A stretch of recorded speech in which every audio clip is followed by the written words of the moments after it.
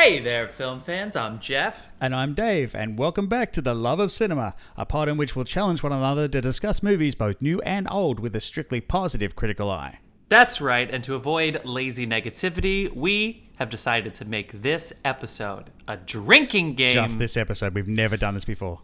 Anytime you hear this sound, it means that we have said something negative about the film, so we have to take a drink. That'll keep us positive, people. Yep, so pour yourselves a glass, and let's jump on the horse or what?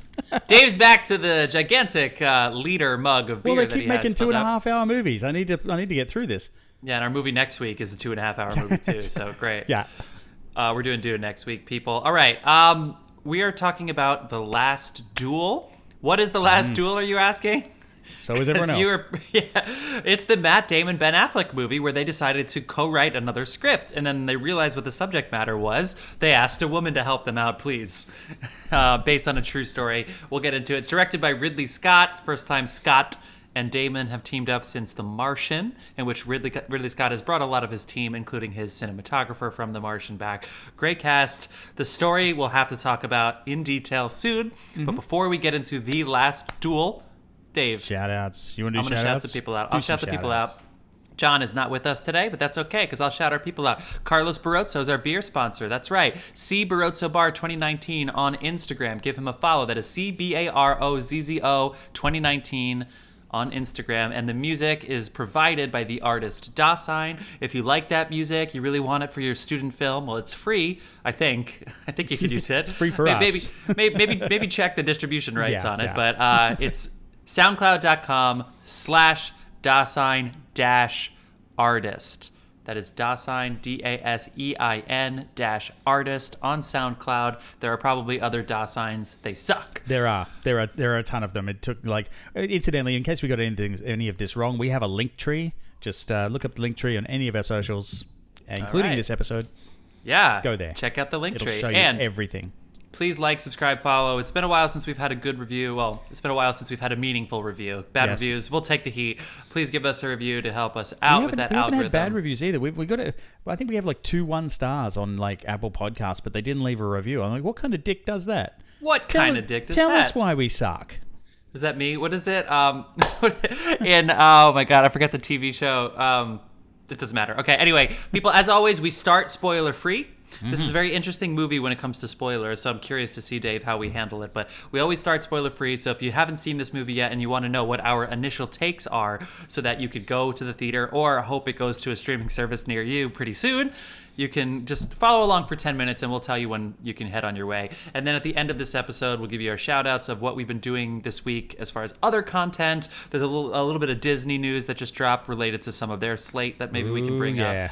IATSE avoided a strike. There's a lot that we could talk about, but our recommendations coming up after our segment. But I think it's time for us to officially get into our featured segment, which is our conversation about The Last Duel, which just came out in theaters this past Friday, October 15th. I'm doing math backwards. October 15th. October 15th, this came out. Worldwide release. Well, at least national, and not a lot of people saw it, but, we're here to talk about it. What was it, $4 million in its opening night? That's not a lot. Halloween Kills did 50. I also, I went and saw this in AMC Prime. Yeah. Which is what they do when they don't have Dolby Cinema, but still want to charge you $26. Okay. So, there's... but again, it made me think, because I looked up the specs of this, and it was, edited in... it was... basically coloured in Dolby Vision, and it was edited in Dolby Atmos. So why was there not a Dolby Cinema release? Did they just not have faith in it? What was in the Dolby Cinema? Was it the Bond movie still from last week? I didn't look at that. That's a good question. But it was probably Halloween Kills. It could have been Halloween. Yeah, I'm sure their sound... Because this one was also listed on their Artisan films, which I know probably puts a lot of people off going and seeing it, which is a shame. Everybody who didn't go see this movie was like, it's because, it's Artisan films. Yeah, it's got that gold border around it. I'm looking at it now. I want to... Oh my God. Let's go watch some teenagers get murdered instead. All right, people. So even though nobody went and saw this movie except for us, although my theater was pretty crowded, and I saw it on Thursday night, so I actually saw it, I saw it Friday afternoon. I had about 25, 30 people in the audience with me. That's not bad for a Friday afternoon. That's probably about what I had for Thursday night, the I don't know what they call those Thursday night openings for weekends nowadays, but okay. Dave, let's get into it, all right? Now, as far as the spoilers, I kind of think that there are some, like, I went in cold on this movie. I'm going to say that is part of my setup. So I literally knew nothing about this. I didn't know what the duel was about. I didn't know who was dueling. I didn't know anything other than the cast, and then you and John said, John was the one who recommended this, and of course he's not here.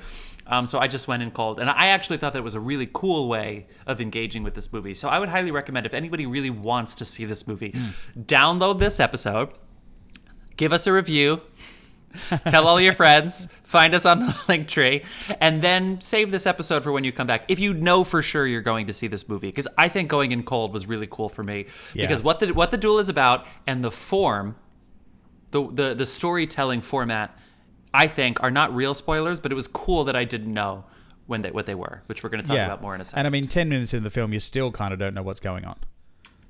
So. I mean, like, yeah, well, I mean, that's a serious thing. It's true. It is like they don't hint at it. They spend time building the characters. I had no fucking idea until a very obvious section. I went, oh fuck! I was like an hour into the movie. I had no idea. Anyway, so if you're going in cold, so now we'll enter like we'll start to tell a little bit more about the form. But let me just give you the brief synopsis here. Well, as I said, the movie is directed by Ridley Scott, who you may know, who has directed everything from way in the past, like Gladiator, to way in the future, like Alien and Prometheus and The Martian and a million other things, including Thelma and Louise. He has range, people. Matt Damon and Adam Driver co-adapted this screenplay with Nicole Holofcener. Did I say that correctly, Dave? Oh God, I hope so, because yeah, she did a fantastic job. I really hope I did that correctly, because yes, Nicole Holofcener. So the three of them co-adapted the screenplay based on the book, based on a true story book by Eric Jager, who just for reference, I listened to a podcast about this book that Eric Jager was a part of. So he was able to fill in some of the historical context, because after I saw this movie, I was like, I don't know how I'm talking about this movie. I need some resources here. And I was happy to have that access. So I'm sure I'll tell a little bit about that. So yes, this is based on a true story that takes place in the 14th century, that is the 1300s, in France, specifically in Normandy, France. Yes, that Normandy. And here is the brief-ish synopsis. King Charles VI declares that Knight Jean de Carew settle his dispute with his squire by challenging him to a duel. Another IMDb misleading quote here. That is nothing like what happens in this damn Also, movie. it's not his squire. So Matt Damon and Adam Driver, not Ben Affleck. And I was thinking for a while, I was like, the intern wrote that, didn't they? Yeah, right. I was thinking for a while, why is it that Ben Affleck is not playing Adam Driver's role? Why does he let Matt Damon be the leads in all of their movies? I think I wrote down that he's a cuck. I was like, Ben Affleck is Matt Damon's cuck. Like, this is ridiculous. And then I realized... Everyone don't look that up. Do not type that into Google.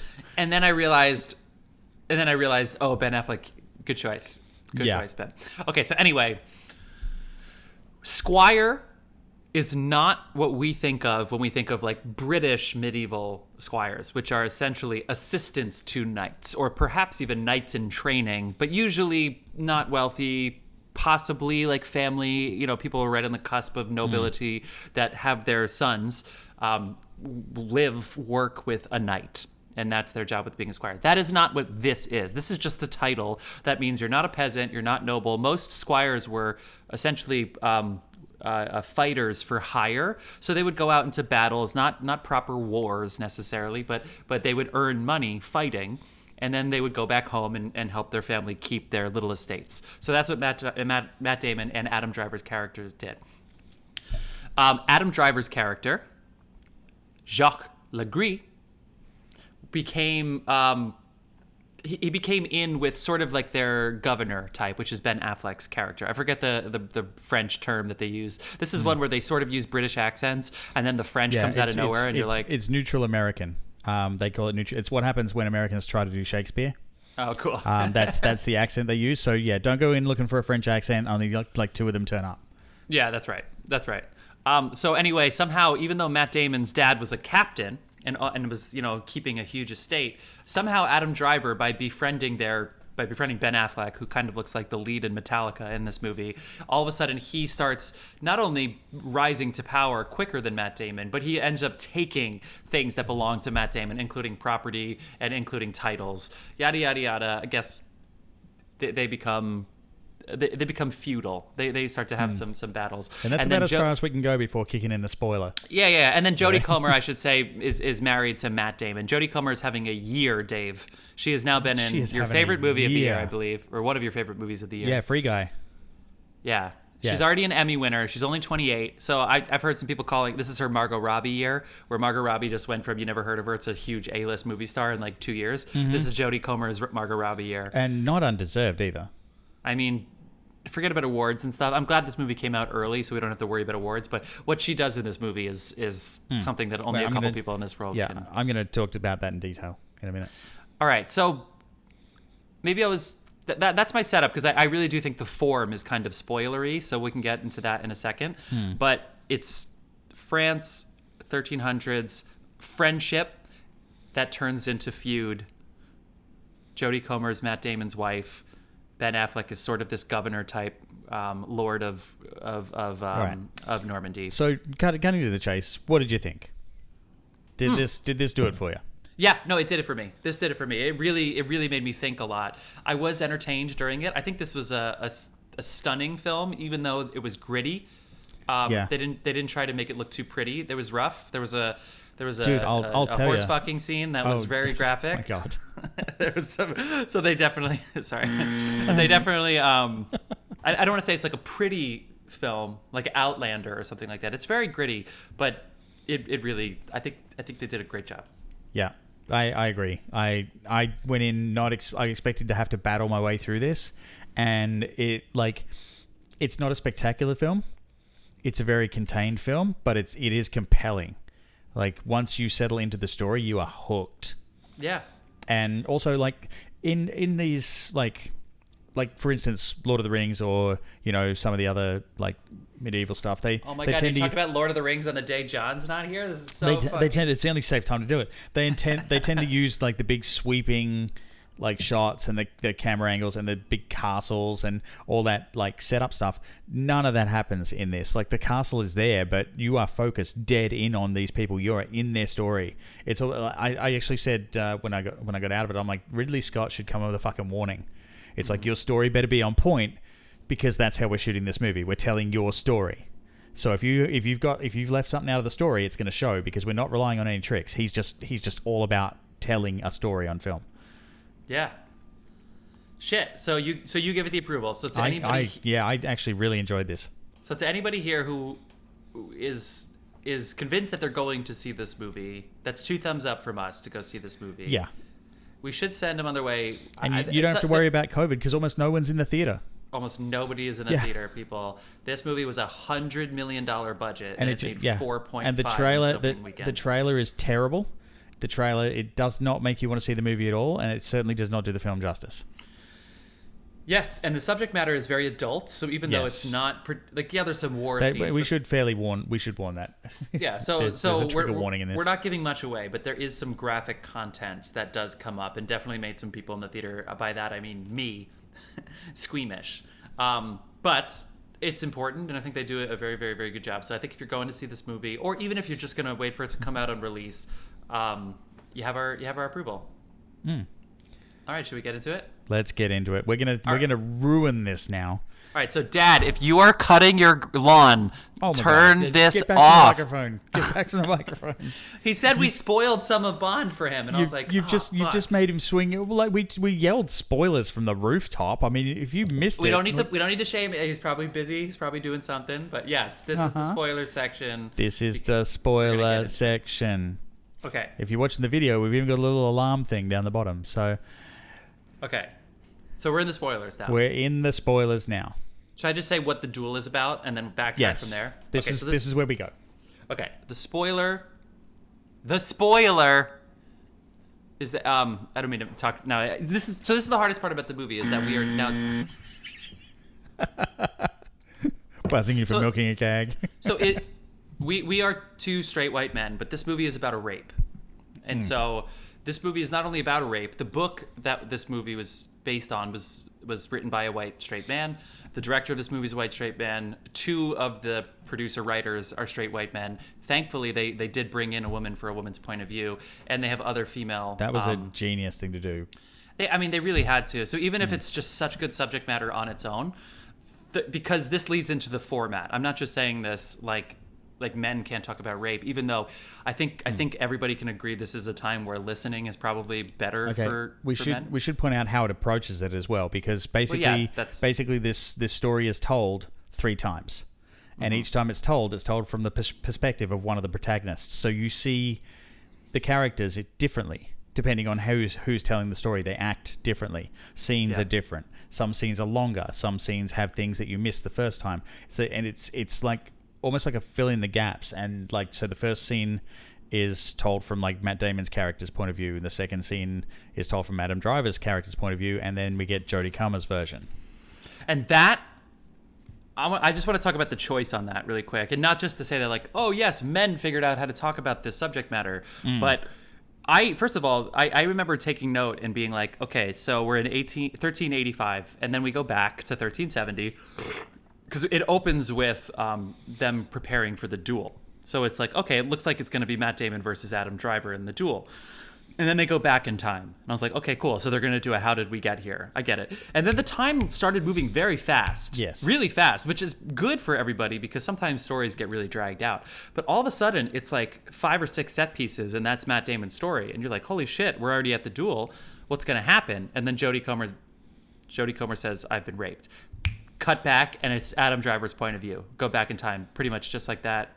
And it's like, there's a little bit more because they decide what to do about it. But that for the sake of this conversation, it goes back, and now it's Adam Driver's point of view. And I couldn't help, I confess, I was curious about Adam Driver's perspective, even though it seems like he could have committed this very, very serious and heinous crime. I'm like, well, what is his perspective?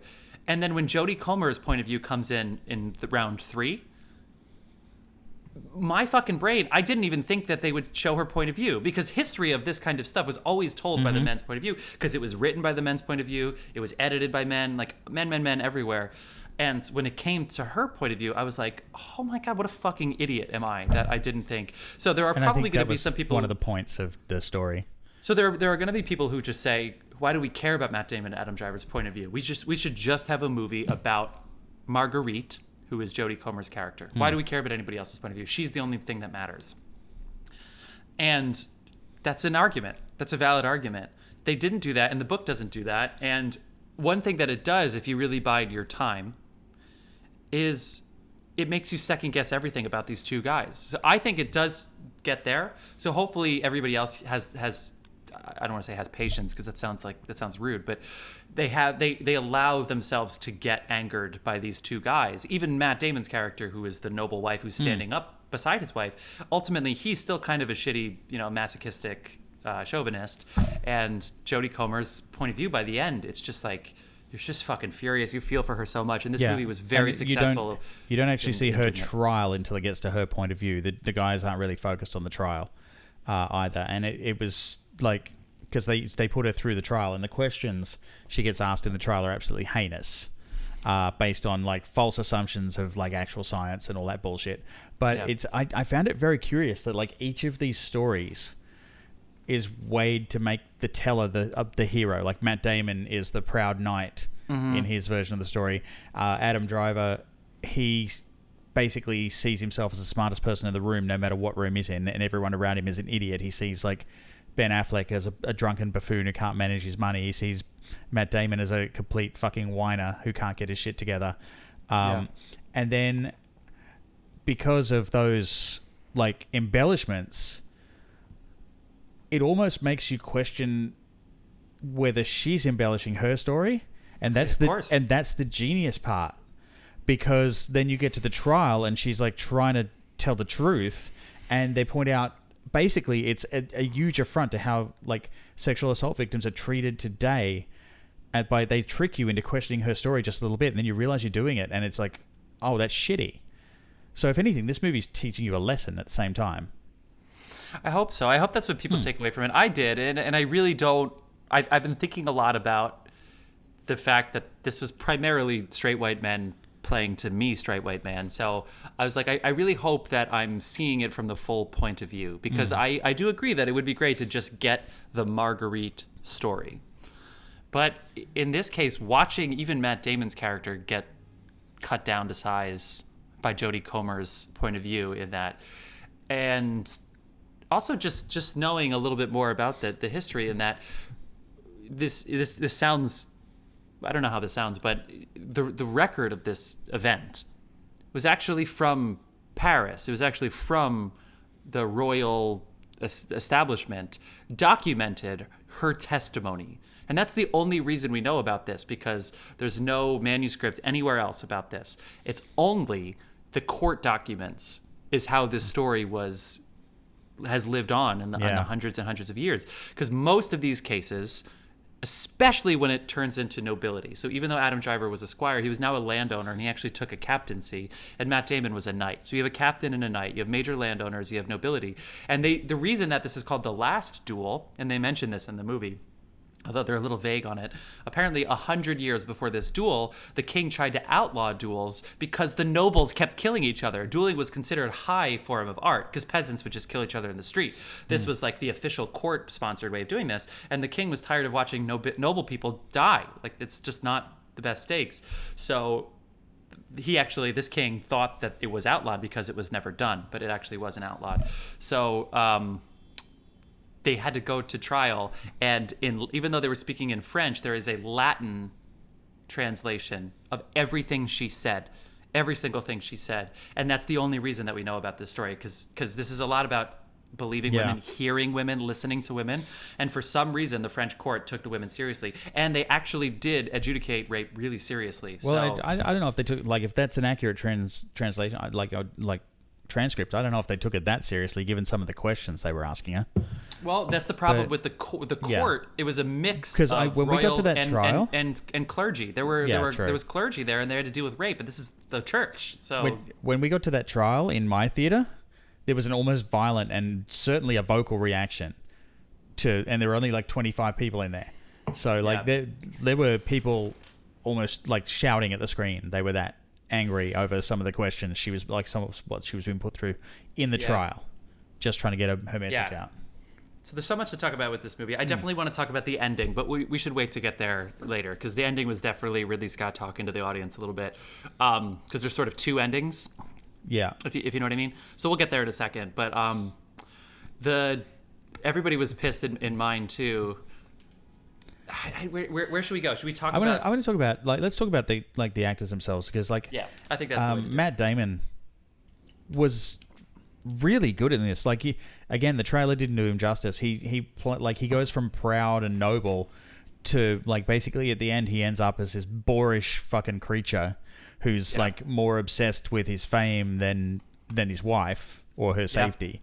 And it's just a really good journey for him, and you watch him take it from both his own and two other people's perspectives, and it's I really like that. Adam Driver delivers. Dude, that guy's on fire this year. It's great, and what a risky role. Yeah, but he's got to do it. But he shifts from like the friend who seems to be getting ahead to like this sociopathic fucking social climber who sees himself as better than everyone, and but he does it. His one character, it kind of remains consistent. You just get more information about him. So his character doesn't change. Like Matt Damon's does, but everyone sees him the same way. Yeah, but you just get the more information you get, the worse he looks. His fucking mullet too doesn't help. But yes, that's exactly right. And I will say, all right. And he plays it really well. And I've heard Adam Driver critics out there, and I don't know if it's because maybe the Star Wars script wasn't as posh as like some of the other things he's in. Also, by the way, Ridley Scott directed House of Gucci. That's going to star Adam Driver and a whole bunch of people coming out soon. So what a big double year for them. Jared Leto is unrecognizable in that. Oh my God! Yeah, what the hell? Yeah. Him and Christian. He's like, oh fuck! Christian Bale played Dick Cheney. Like, God, what am I supposed to do next? But okay, before we do, I just want to just quickly, Jodie Comer, best on ground in this film. Yeah, it's too bad that she's the third bill in here, because again, this should be her story. It is, but I don't think her story would have punched as hard if we hadn't have gone through the first two versions. I agree, especially when you see her recognizing Matt Damon differently than we do, because we see him as this hero, and then when you realize that they believed at this time this duel is not a duel over a woman. This is a property dispute in a way, and yes, it is judged harsher. So the penalty and it's not a crime against her; it's a crime against him. Isn't that fucked up? So yeah. the punishment is that if the person is accused of committing rape, if he is convicted, then he does get killed and hanged and hung out in public. Like that is, so they knew that it was a serious crime, but it's also so hard to prove, especially back then, that it almost never happens the kicker, to like, noble people. What they set up with the duel, it's like you realize if your husband loses, we burn you at the stake. That the stakes. Oh my god, yeah. So like she's sitting there waiting to go on to be set alight if he loses. Like, yeah. So that goes with. I was like, oh, this is a great story that's moving quickly, and it's like, oh my god, Adam Driver's story now. Okay, well, I'm very curious to see how this goes, and you start to see differences in his side, like just the performance, just the behavior. So this is what I was meaning about Adam Driver critics is a lot of people think he doesn't have range. Go see this movie because it looks like he doesn't, but he is doing like Alan Rickman stuff and stuff that the great character actors are doing, but he's doing it as a leading man. And then the Jodie Comer time for part 3, these subtleties are very distinguishable, even though it sounds like him. Dude, it's really distinguishable. The one scene that you see 3 times, pretty much, the kiss scene. The kiss scene, and she plays it 3 distinctly different ways, but they're so subtle.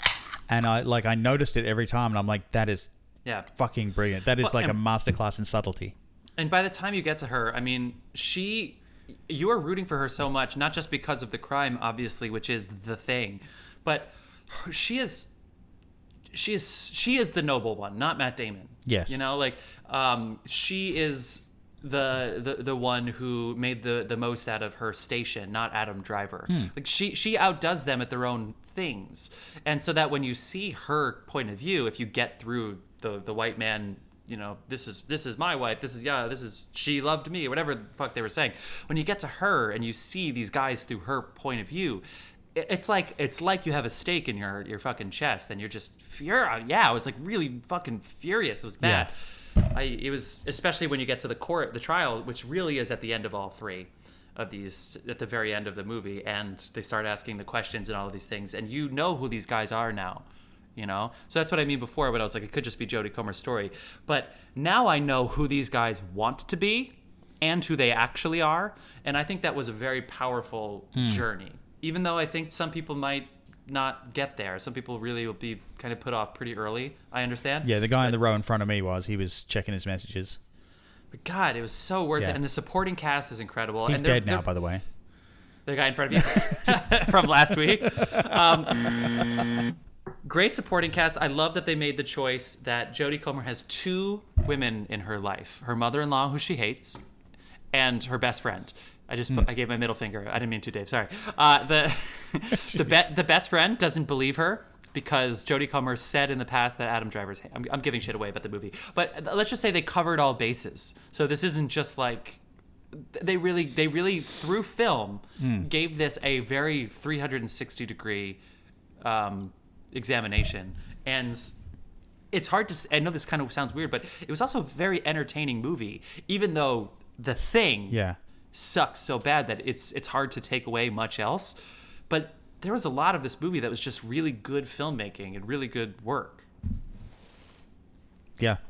Also, for anyone worried, the actual sexual assault is it's not as brutal as they could have made it, and I really appreciated that.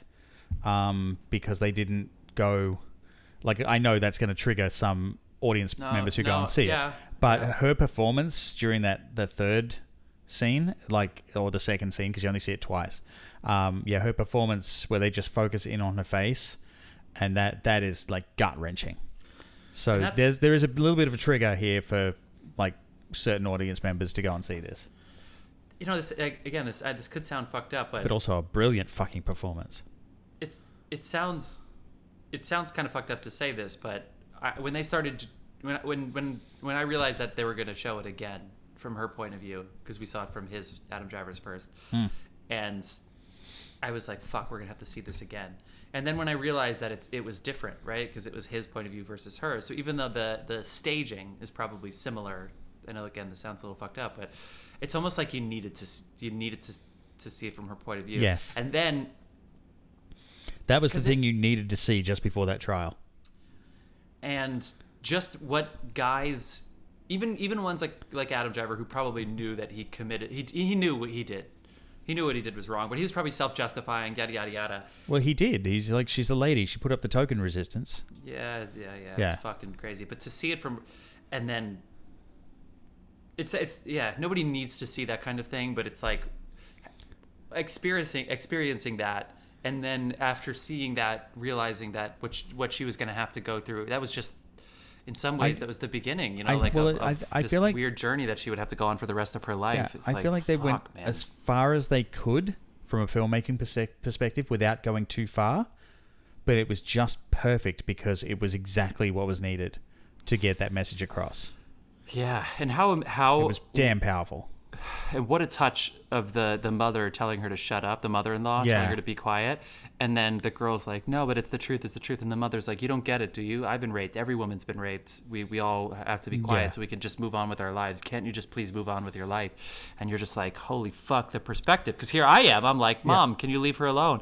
And it's like, well, she knows more about this than me. Another example of me, Jeff, sitting there being like, just listen. I really want to don't input. One thing I noticed when we got to like the duel itself and the trial was the Queen looking. Oh my God, yeah, the couple Queen of aside looks, and she's like, "Hang on a minute," and I was waiting for something, but I wouldn't mind reading into the history and seeing if she stepped up later and went, "Okay, we're gonna make some fucking changes here."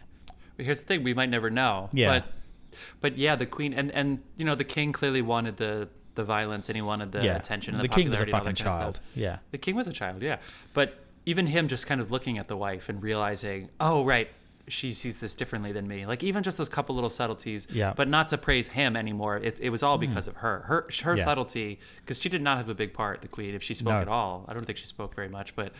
Yeah, I saw that both in the trial and then at the duel. Like that was really, really good stuff. Yeah. So I think the takeaway here, to pause the conversation, because I feel like now I'm just giving more information away about this.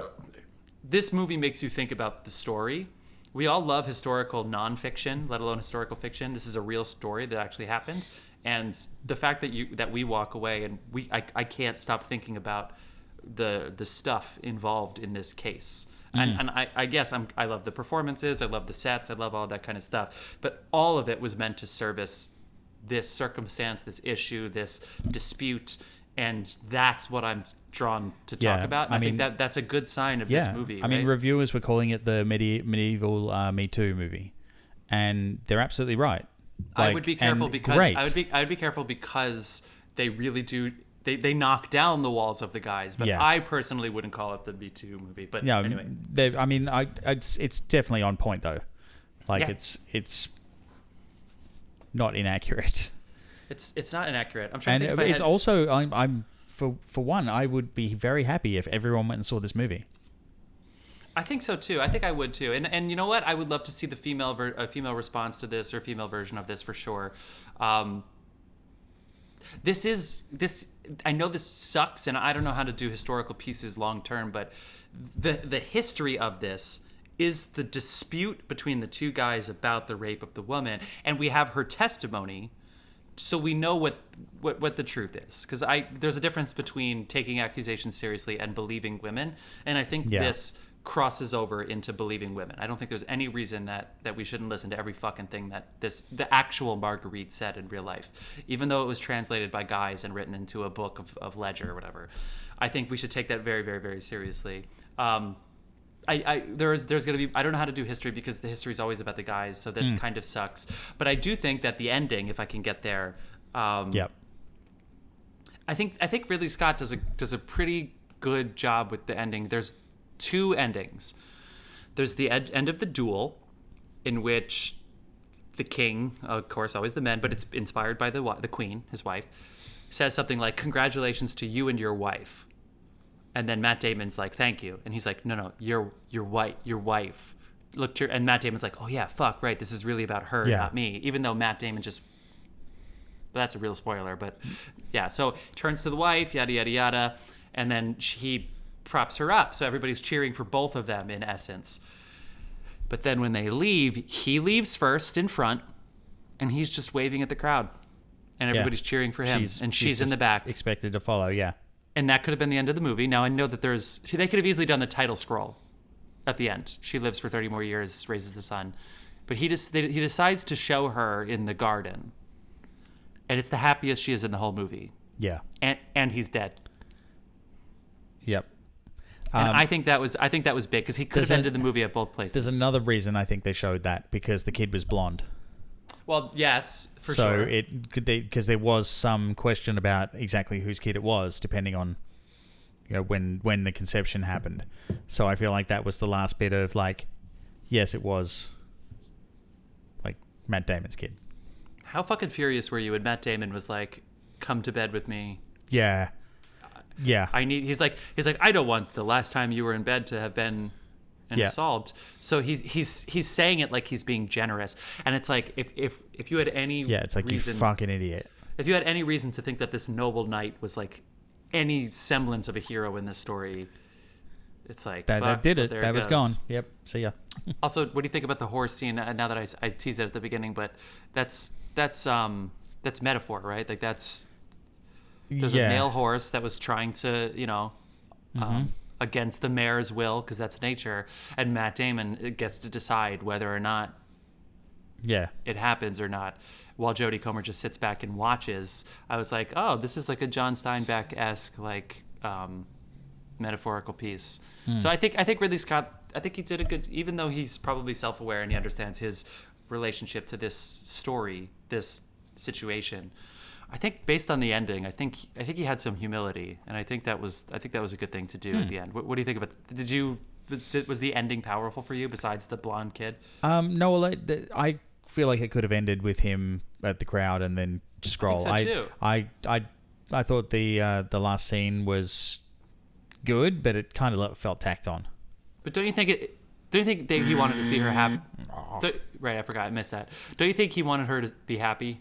Don't you think he wanted to show that? And he was dead too. So I mean, my theater laughed. My theater laughed when that title scroll, when he's like, he died in the Crusades 2 years later, and she's just sitting there like smiling her ass off, like she doesn't give a fuck. I thought that was cool. Yeah. I mean, I get why he did it. It just kind of felt added on for me. Fair enough. What else about the movie stuck out to you now that we've gotten through a lot of it? I feel like I liked. I mean, the actors I can't get past, really, because they were all phenomenal. Ben Affleck, I have not liked him in such a role since Batman.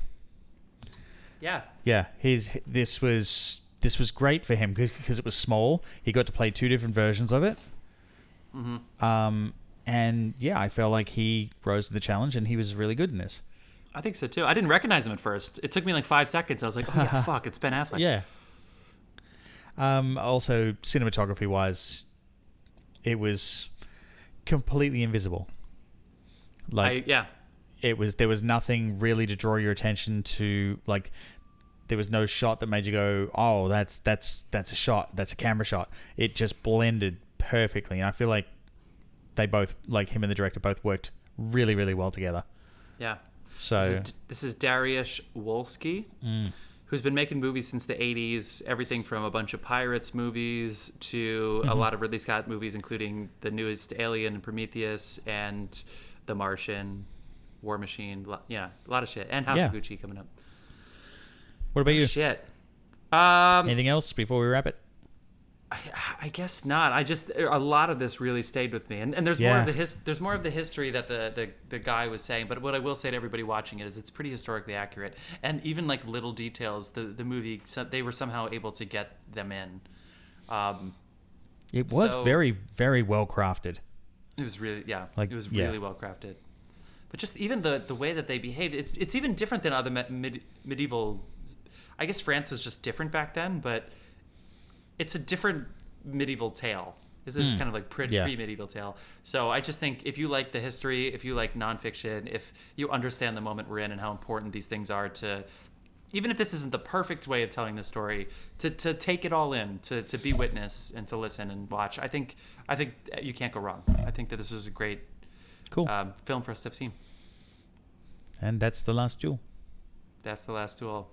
Should we get into our recommendations of the week? Let's bring it on back. Anyone who's still with us, good for you. First things first, Dave, your initial thoughts. I saw today via Twitter that Disney delays Doctor Strange. Oh, yeah. Indiana Jones 5, Black Panther 2, and Thor 4. They're all delayed. And removed at least one unnamed film off the slate that they seem to think might be Blade. It's gone? They wiped it? Well, it was never on the slate named. So they might be just pulling it so they can rearrange, depending on what's going in. Either that, or someone has gone, okay, we're planning something big. We need to shunt this stuff. Yeah. Like somebody may have walked in and pitched another Disney series, and they're like, okay, we need to push everything back to fit this in. Who knows? But yeah, I mean, some of them push back like 2-3 months. I can wait that long. Like we're getting Spider-Man and that sort of stuff, and I think they get it after we. They loaded us up with there was one year there were 4 Marvel movies in a year, and everybody got Marvel fatigue, and it was just like, oh god, and all right, I'm gonna go and see it because I have to.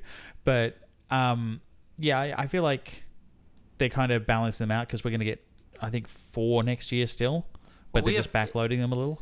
Well, we had 3 series, and then Black Widow, Shang-Chi, the Eternals. The Chloe Eternals is coming out. So I guess that's just 3, right? Was there anyone? I guess Venom, if you count that, but that was Sony. And Spider-Man. And then Spider-Man. So there you go. Yeah. So yeah. Yeah, and then next year you've got I think they're going to release it around Christmas. Hawkeye. Yeah. Is coming out. Finally. Yeah, I can't wait for that actually. And then you've got season 2 of Loki. You've got very curious. Ms. Marvel still is yet to be given a release date. I think it might be February. I think. Mm-hmm. I can't remember exactly when, but yeah, that got moved a little. Not Marvel, but Disney. Mandalorian 3. Are they going to wait on that a little bit, or is that going to come out around the holidays? No, there was delays with that. Yeah, fuck. Because they got Book of Fett out of the way first, I think. Mm-hmm. So we're getting that, and Obi-Wan's wrapped as well. So that's coming. Disney. And the thing with these, because they're shooting them in the volume, there's not as much post-production to be done because it's all done pre-production now. So you just edit and do a little touch-up and add whatever you need to, and then you're on. And last bit of news, IATSE supposedly averted a strike, and they have a tentative deal. What do you think? It's a tentative deal. I'm glad they came back to the table because that could have been disastrous. Everyone's shows would have got cancelled, and we're in a really good place right now. Like, it would have stopped the entire entertainment industry in this country. I know. I was thinking SNL is live. Everything else we're used to delays now, but it's like, what about the stuff that we're not used to being delayed? Yeah. Tight. Well, did you watch anything this week that you want to recommend everybody? Oh, I did.